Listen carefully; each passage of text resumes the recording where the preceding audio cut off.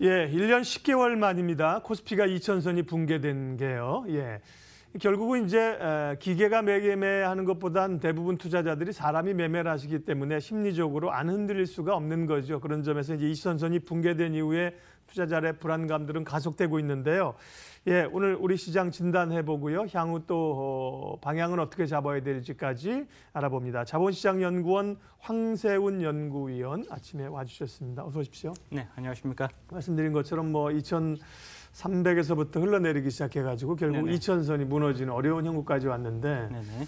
코스피 2000선이라고 하는 거는 어떤 의미가 좀 있는 걸까요? 그렇게 불안하잖아요, 사실은. 근데 사실 네. 2000선이라는 네. 숫자에 그렇게 큰 의미를 부여할 필요는 없다고 생각을 합니다, 예. 개인적으로. 그렇지만 이제 항상 이제 19세기에서 20세기 넘어갈 맞아요. 때 자리가 바뀌는 거니까. 밀레니엄으로 네. 바뀔 때 또는 이렇게 첫 번째 단위가 바뀔 때 맞아요. 사람들은 예. 거기에 굉장히 이제 상징적인 의미를 네. 부여하는 경향들이 있죠.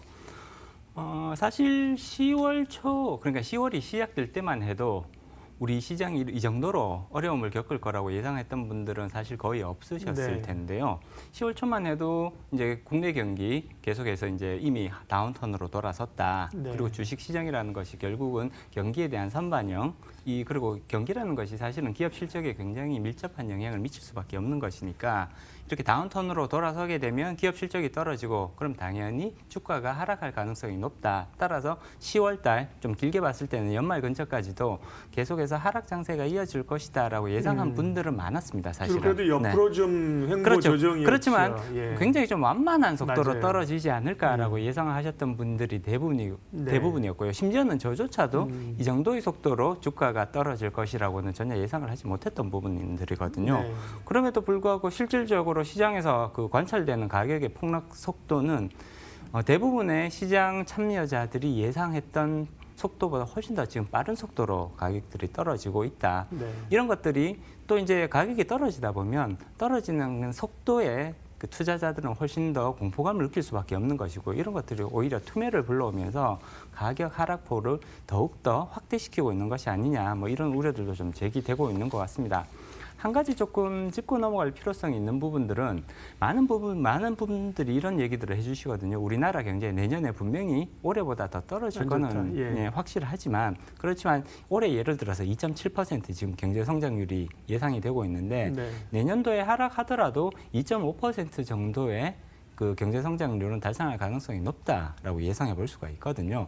그렇다면 현재의 주가 하락은 그런 점들을 충분히 감안한다고 하더라도 다소간 이렇게 조금 과도한 수준이 아니겠냐라고 조심스럽게 전망을 해볼 수가 있는 부분이고요. 네. 따라서 현재 2000선이 무너지기는 했습니다만 추가적인 하락폭이 어느 정도가 될 것이냐는 조금 냉정하게 우리가 생각해 볼 필요성이 있다. 지금 과도하게 공포심이 시장의 전 영역을 지금 지배를 하고 있는데 이러한 부분은 한 발짝 떨어져서 이러한 공포심 내지는 이 정도의 가격 하락이 과연 내년도 그리고 그 글로벌 경기 전망들을 감안을 할 때 과연 합리적인 수준의 가격 하락인 것이냐 내지는 가격 하락 속도인 것이냐 여기에 대해서는 다시 한번 투자자분들이 생각해 보실 필요성이 있다고 봐야 될 것 같습니다. 그렇습니다. 예. 결국 이제 최근에 뭐 행태 심리학, 행동 경제학 이런 게 많이 얘기가 되는데요. 사람이니까 예, 심리적으로 영향을 받을 수밖에 없는 거죠. 그런데 최근에 이제 급하게 밀고 내려온 것이 그러면 뭐 새로운 추가적인 악재가 있냐 그렇게 보면 사실은 뚜렷하진 않아요. 뭐 그렇습니다. 미중 간의 무역 전쟁이라든지 뭐 경기에 대한 우려 다 나왔는데 사실 시장에서 이미 나온 뉴스는 더 이상 반영이 이제 안 되는 거거든요. 뭐 효율적 시장 가설을 봐도 그렇고. 네네, 그렇습니다. 그런데 이렇게 밀리는 것은 왜 그러냐? 그러면 우리가 알고 있지 못하는 또 뭐가 있는 거냐? 소위 또 외국인들 매도하는 거 이런 거 관련해서 그런 궁금증이 들어요. 네, 일단은 이제 경제 상황부터 다시 한번 점검해 볼 필요성은 있을 것 같습니다. 지금 2.7% 올해 경제 성장률이 예상이 되고 내년도에도 2.7% 근처의 경제 성장률이 예상된다고 발표하는 발표들이 나오고 있지만 실질적으로 2.7% 내년에 달성하기는 다소간 어렵지 않겠느냐. 2.5% 정도까지 눈높이를 낮춰야 될 것 같다. 내지는 2%대 초반까지 떨어질 수 있다. 이런 우려들도 지금 제기가 되고 있거든요. 만약에 내년도 경제 성장률이 우리가 예상했던 것보다 훨씬 더 안 좋게 나온다면 그리고 이러한 그 경제 전망이 지금 주가에 반영되고 있는 과정이라면 그러면 현재와 같은 이런 이제 주가 낙폭은 충분히 정당화될 수 있는 거 아니냐 이제 이런 식으로 분석을 해볼 수가 있을 것 같고요. 한 가지 보면 또 나타나는 것이 코스피 시장의 주가 하락폭보다 코스닥 시장의 주가 하락폭이 훨씬 더 크다라는 이제 특징들이 관찰이 되거든요. 전통적으로 보면 항상 코스피 시장의 변동성, 주가 변동성보다 코스닥 시장의 주가 변동성이 훨씬 더 높게 나타나는 특징들이 있습니다. 이제 기업 사이즈라든지 그다음에 회사가 축적하고 있는 자금의 규모 같은 것들을 살펴보면 사실상 코스피 기업들이 쉽게 말해서 훨씬 더 맷집이 좋은 거고요. 그렇죠. 예. 어려운 상황도 조금 더 길게 버텨낼 수 있다라고 보고 있습니다. 따라서 코스닥 시장이 다소 코스피 시장에 비해서 더 민감하게 반응하는 것은 사실은 어떻게 보면 당연한 현상일 수 있습니다만 그 기업 규모라든지 혹은 그 충격에 대한 내성, 흡수 능력을 감안을 하면 충분히 그렇게 정당화시킬 수 있습니다만 그럼에도 불구하고 현재의 코스닥 시장에서 나타나는 것은 어떻게 보면 조금 과도한 과매도 영역으로 들어간 게 아닌가 그렇게 볼 수 있는 것 같고요. 결국은 내년도 경기 전망에 관련된 불확실성이 가장 중요하게 작용하고 있는 것 같다. 그다음에 내년도에 나빠질 산업 업종을 살펴보면 가장 중요한 부분은 아마 IT 업종이 되지 않을까 싶습니다. 지금 이제 오랜 기간 반도체 업종이 호황을 보여왔던 것은 사실입니다만 내년도에는 이런 이제 반도체 업종을 중심으로 IT 업종의 실적이 크게 나빠질 가능성이 높다. 그다음에 우리나라가 상대적으로 IT 업종의 비중이 높다라는 점, 우리나라 상장 기업들의 구조를 살펴보면 IT 업종들의 비중이 상당히 높게 나타나고 있는 것은 사실이거든요.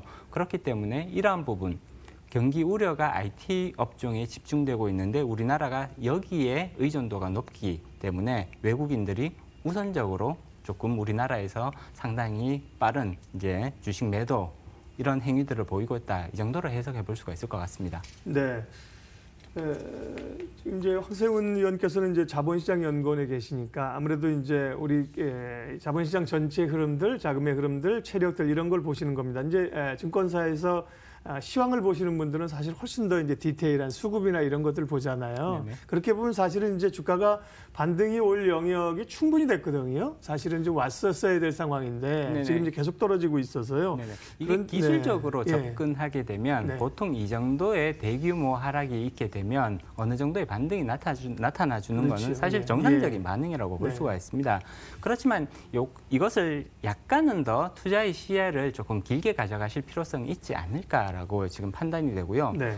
그러니까 대규모 하락이 나타나게 되면 기술적 반등이 나타나는 게 일반적인 현상이기는 합니다만 현재와 같이 지금은 하락의 폭이 시장이 예상했던 것보다 훨씬 더 크고요. 하락의 기간도 시장이 예상했던 것보다 훨씬 더 길게 나타나고 있습니다. 이런 경우에는 기술적 반등이 나타나지 않는 그런 이제 현상들도 흔히 관찰이 되거든요.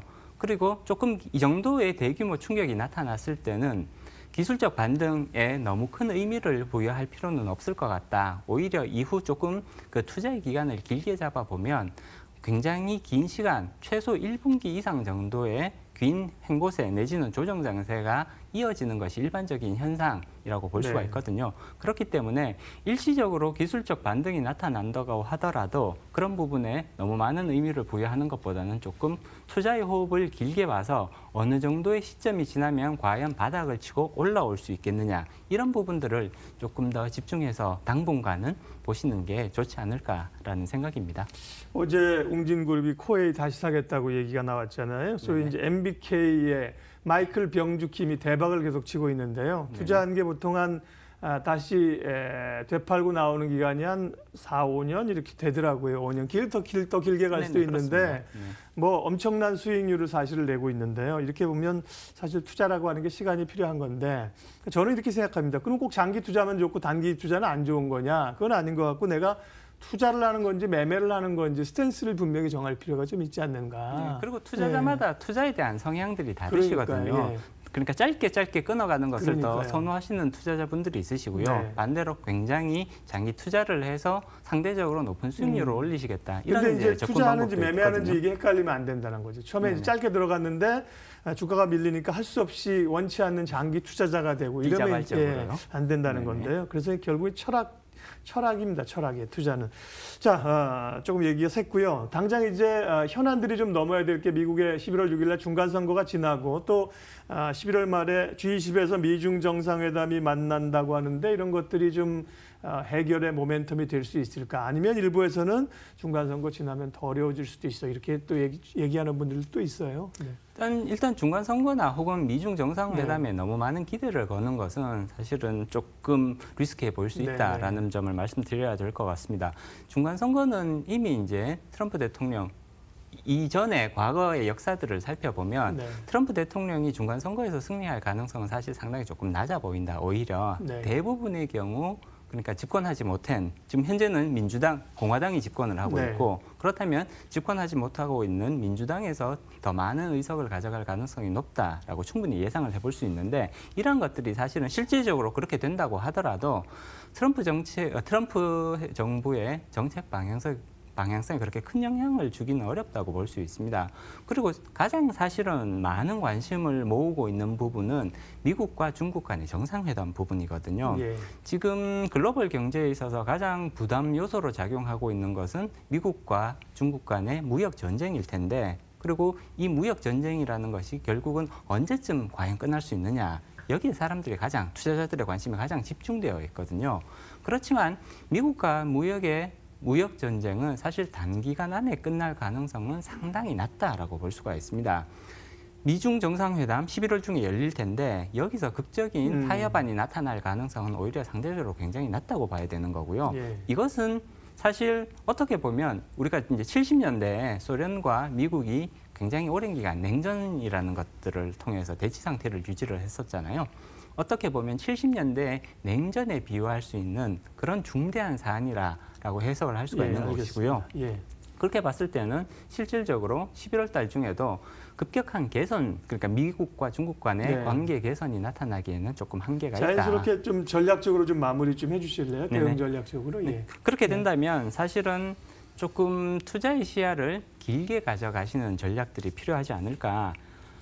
다시 말씀드리면 이제 바닥을 확인한 이후에 접근하는 그러한 이제 투자 방식이 조금 요구가 된다라고 말씀을 드릴 수 있을 것 같고요. 단기간 안에 반등 가능성은 상대적으로 떨어져 보인다.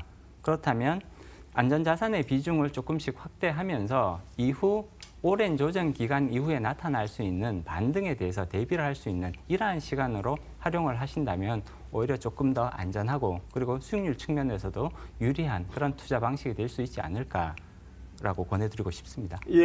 코스피 2000선이 무너진 상황에서 우리 시장의 현 주소 그리고 이제 어떻게 시장을 읽어야 될 것이며 대응해야 될지 자본시장연구원 황세훈 연구위원과 함께했습니다. 네, 좋은 말씀 고맙습니다. 고맙습니다. 차분하지만 우리가 좀 생각해 보면서 이제 해야 될 것들 얘기를 해주셨습니다. 출발 마켓은 1부 마치겠습니다. 잠시 후 2부에 다시 뵙겠습니다. 고맙습니다.